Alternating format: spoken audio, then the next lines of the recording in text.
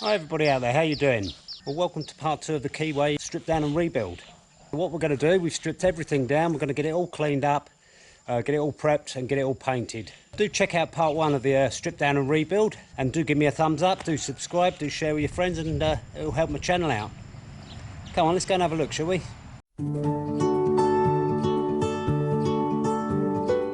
Okay, let's get all the other bits and pieces degreased, cleaned up, ready for assembly. Let's get cracking.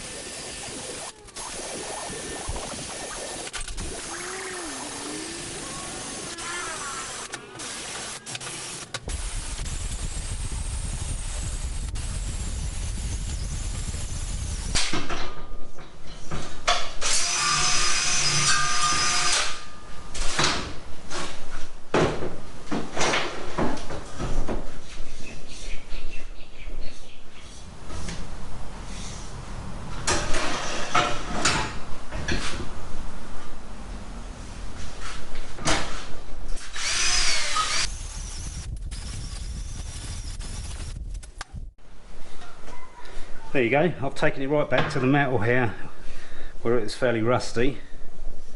But other than that, I've just sort of scratched it. But yeah, looking good. That's all ready to be painted now.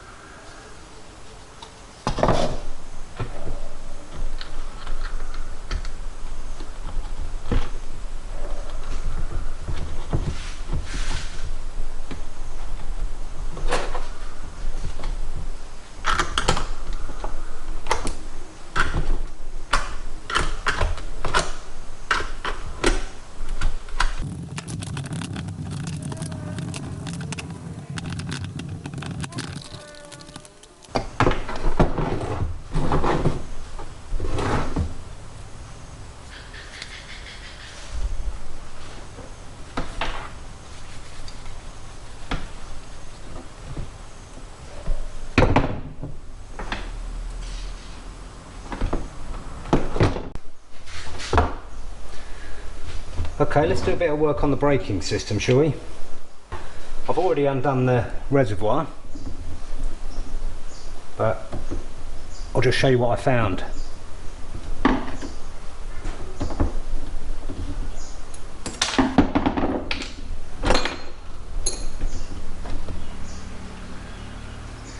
Okay, there's like a plastic bit, and then there's a rubber seal. I mean, these are all okay. The state inside the reservoir,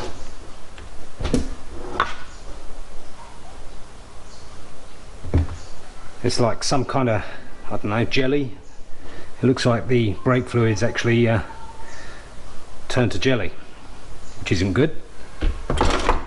Have a look at what's splattered out on the worktop. There you go. It's like a jelly, and that came out of the caliper here. You know, and I've worked with brakes and motors for many years, and that isn't right. That's old, it's gone, it's had it. So yeah, I emptied all the fluid out, but unfortunately I knocked it over, so I really can't show you too much.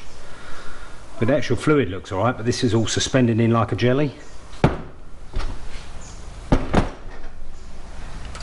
This is going to need a really good clean out, a good flush through, and hopefully it'll be alright. The actual eye glass that you look through for the level is actually shot to pieces. I don't know if you can see that, so I don't know what I'm going to do there.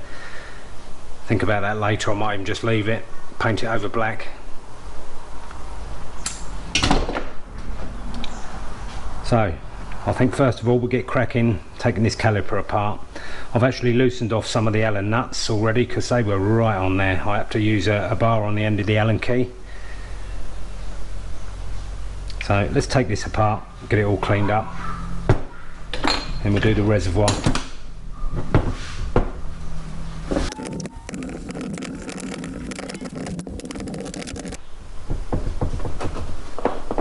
Well, looking at the pads, there's plenty of meat left on them.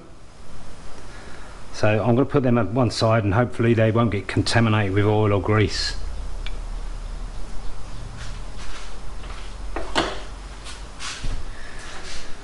But yeah, it's not looking very nice in there, is it? I've already pushed the pistons back in, so they're not seized up, they're pretty free.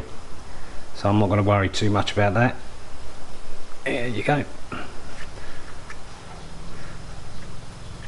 So yeah, we'll just get this cleaned up. I might give this a spray of the silver paint just to freshen it up. I also took the bleed nipple out already. That was well in there, I tell you. And funny enough, this is an Imperial. This is 5/8 and it's not an 8 or 9mm rather, which was a bit loose.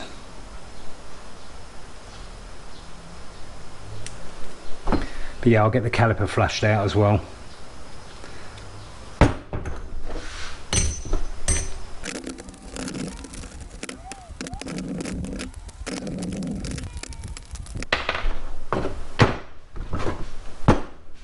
There we have it.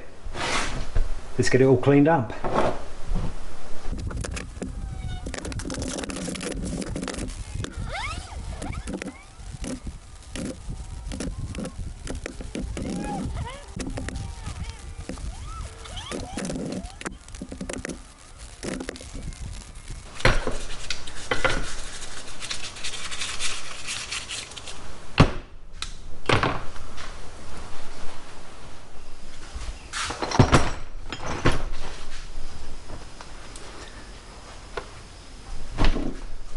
Well, I don't know if you can believe it, but this tiny little screw here, I dropped it on the grass. I thought, not a problem. I'll get my magnets.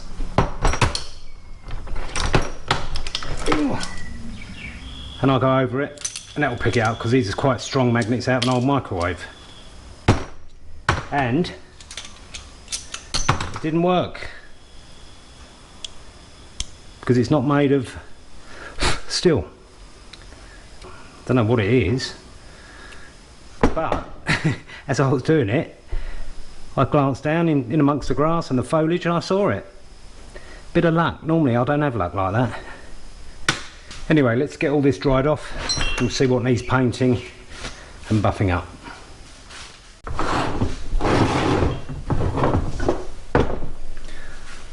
Well, the caliper looks alright. Looks like it just needs a little more going over in there. So I'm probably going to leave that. Aluminium lever. So I'm just probably going to polish that up. Bracket looks okay, but I'll give that a spray anyway while I'm there. Cap of the reservoir. That's going to need rubbing down a bit. Yep, paint's coming off of that, so we'll rub that down and we'll give that a spray. The reservoir itself definitely needs a lick of paint.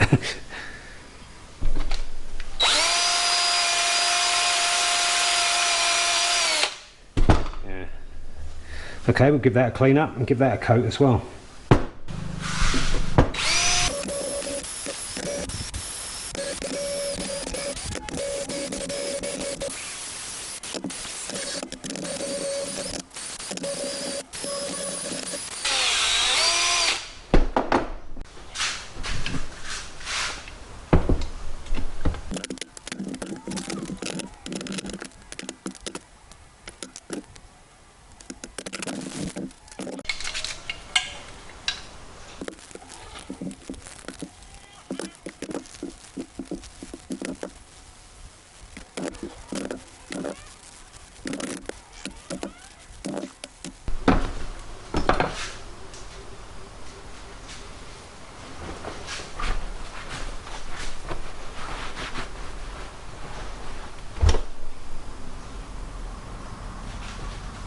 Leaves your hands nice and clean anyway.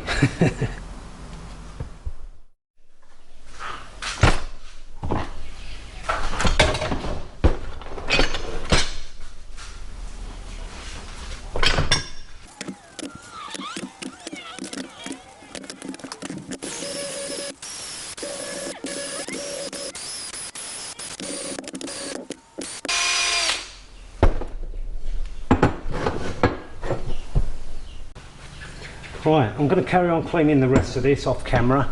I think you've seen enough. It's only me cleaning parts. But yeah, you get the general gist of it. Degreasing it, prepping it for painting if and when it needs it. These parts, I'm probably just going to give them a scratch with sandpaper because there's nothing really flaking off of them. Okay, let's get cracking.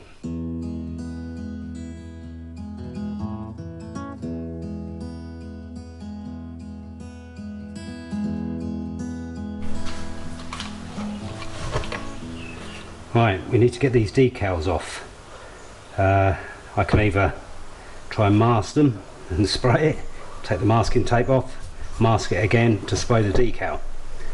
So, as they're plastic stick-ons, I'm going to use a blade. I'm probably going to use one of the longer ones. It's a bit thinner than a Stanley blade and there's a little bit more flexibility there. So let's give it a go, shall we?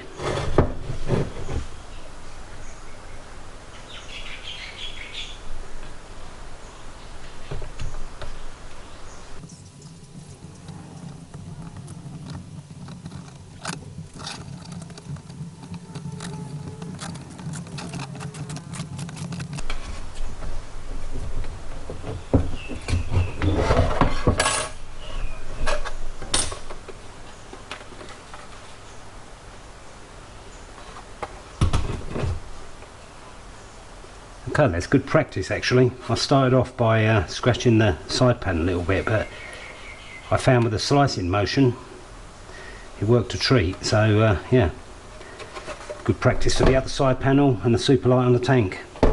So let's get these others cut off and then we can crack on with painting.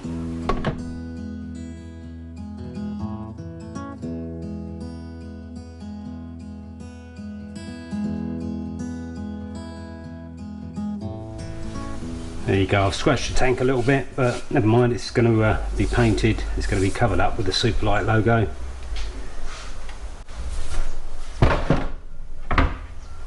Now,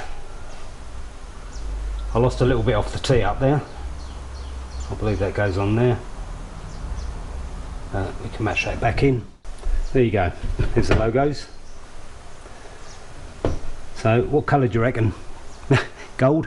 I reckon they'd look good, gold.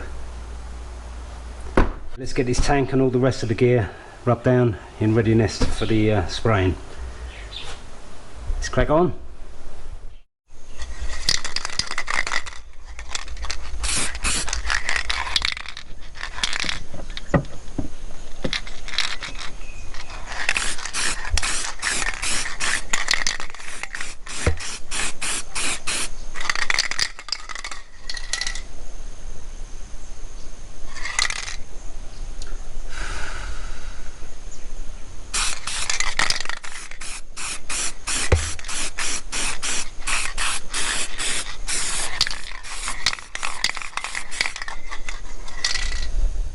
Well, what do you think? Gold or silver? I can still do them with silver paint. Up to you.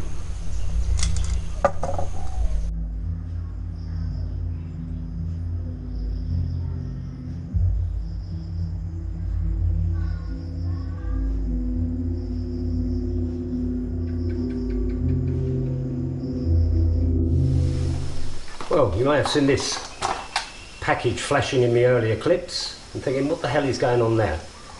Well, this is a T-knot bevel brush. It's like a wire wheel, heavy duty one. This goes on an angle grinder, and it was sent to me by a subscriber of mine, or should I say two, Nick and Yisa. Thank you very much. There's not really a lot that I can use this on the bike. But the footrests, I've taken the rubber pads off. As you can see, it's very corroded. The paint's coming off with my thumbnail, so what I'm going to do, I'm going to give this a little test and see how it brings up this.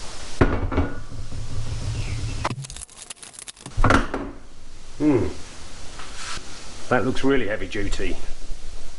And I'm going to take your advice there, Nick. I'm going to put some gloves on. Even though I've got my bins on, I'm still going to put these all-around glasses on as well.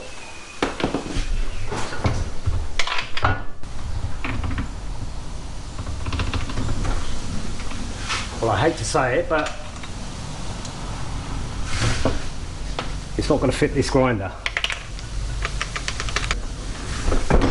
Let's go and get my other Bosch grinder and see if it will go on that one, shall we?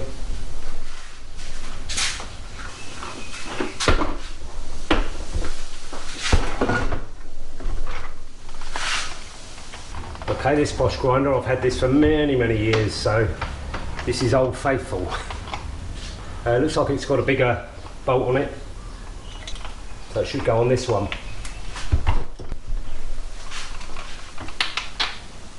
Perfect.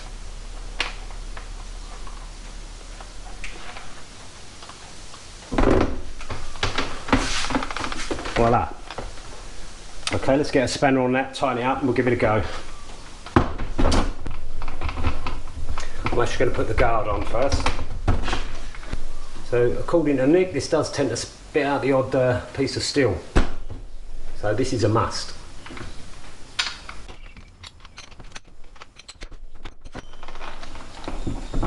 Okay, let's plug it in. We'll give it a bash, shall we? Well, you're not going to believe this, but wheel fits and the on and off switch is gone. So I'm going to have to take this apart and I'm going to have to repair this before we can try this out. Right, I took it apart. One of the wires inside had come off. One of the wires in the plug had come off. So it was worth taking apart. I clipped the switch back in. Okay, this is a little bit frightening, to be honest. I had it on full whack first of all, and boy, it made me jump. So I've turned it down a little bit.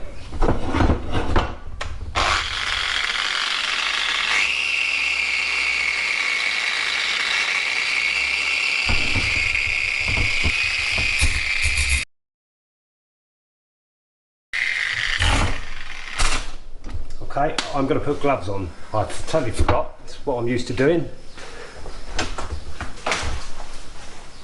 But I'm going to heed the warning from Nick. I've never used these before, and he strongly advised to wear gloves, so I'm going to do that. I'm not sure if the guard should be on there. It kind of restricts my movement, but I think it's better to have the guard on than not at all. So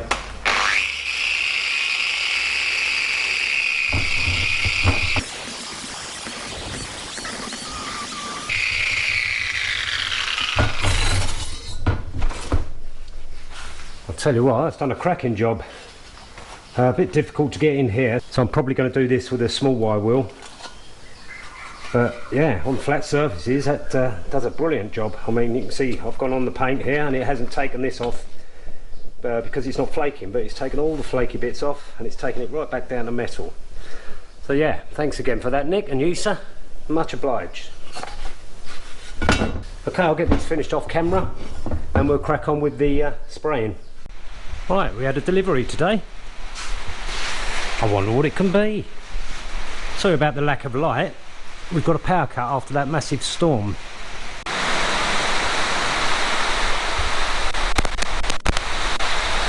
And that's windy. So I was going to give you a showing of the parts I've rubbed down and prepared for painting, but I'm not going to do that until we get some light back. But yeah, let's have a look, see what we got. I'll try to do this with one hand. I do know what it is. Do you know what it is? I think I might have mentioned it, I may not have. Ooh.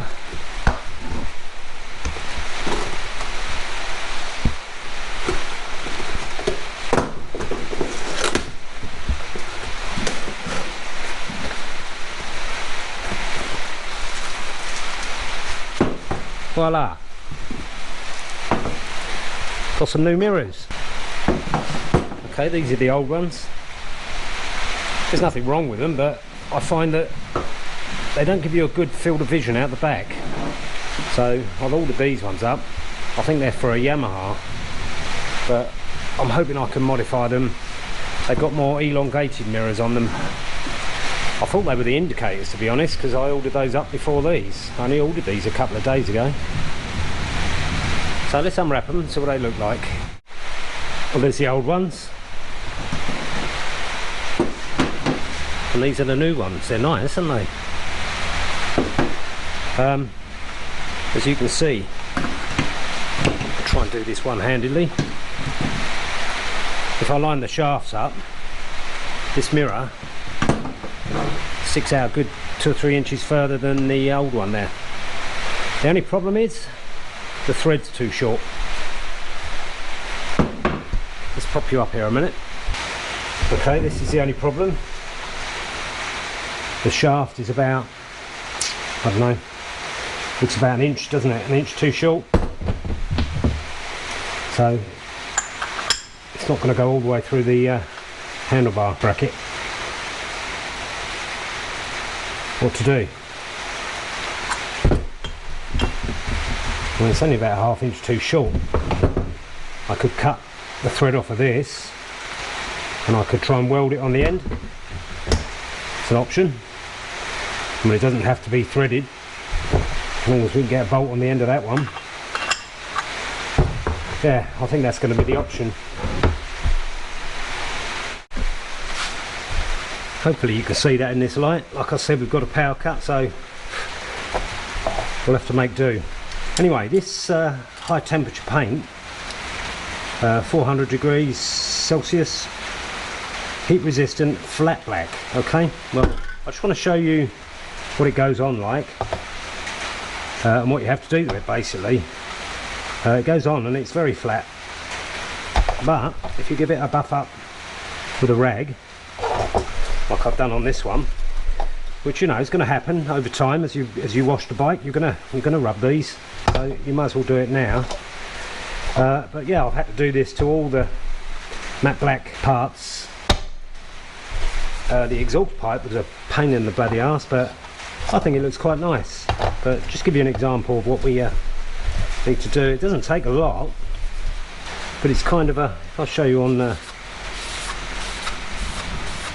tissue, it's kind of a powdery finish. Like I say, it's not firm, it's not set. Just go over it with a rag and it comes off. But like I say, it's probably better to do it now than do it later as you're washing it. Get the whole of the paintwork looking uniform.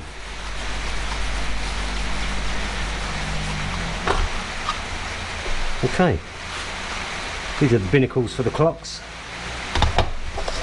but I think they look great. Well, I really do need to crack on with getting some of these parts painted. As you can see, or hopefully in this light, I've rubbed down everything. I've even painted some of the stuff. Everything on the right hand side of this light bulb has been painted. Got your gloss black there, and you've got your matte flat black. The engine, I decided not to paint that. It cleaned up quite well, and like I say, there was only a few scratches on the side and where the kickstart goes, so I gave that a quick coat with the flat black and polished it up, and it matched in nicely. Finished the exhaust. That's had quite a few layers on that. They seem to rust quite quickly, so added protection, I think. But yeah, everything this side, tank, mudguard, frame, forks, this all needs spraying, and it's all been prepared. It's all been rubbed down and scratched where necessary. And you've got the wheels at the back there. Like I say, sorry about the light, but it's out of my control. So yeah, like I say, I'm sorry about the light. I really would have liked this to be lit up to show you all this. We've got all the other kit up here. Oh dear, dear, dear, dear. Dark, dark, dark, dark, dark. But I can show you this another day. This has all been cleaned and just waiting to be polished. Okay, I'm going to get cracking, finishing all the painting on this side, and then it'll be ready for assembly.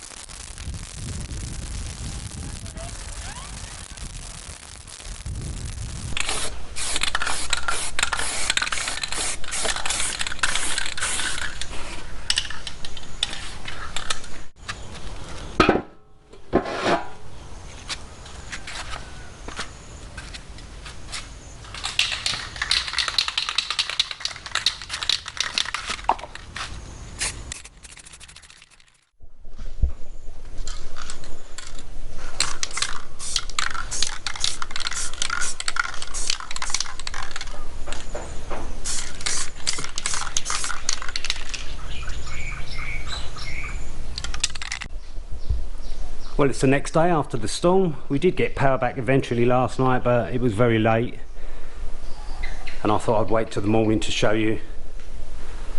But yeah, looking good. Everything's painted up here. It's all prepared, and it's all ready for assembly. Got my other bits and pieces up on the top here. Got my chrome and my bling. This is all clean. All polished as good as I can get it, really, without chrome polish, which I'm waiting on.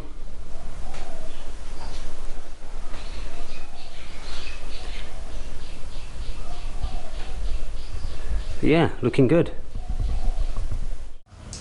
Okay, I'm going to wrap this up as part 2 of the strip down and rebuild of the Keeway Superlight 200.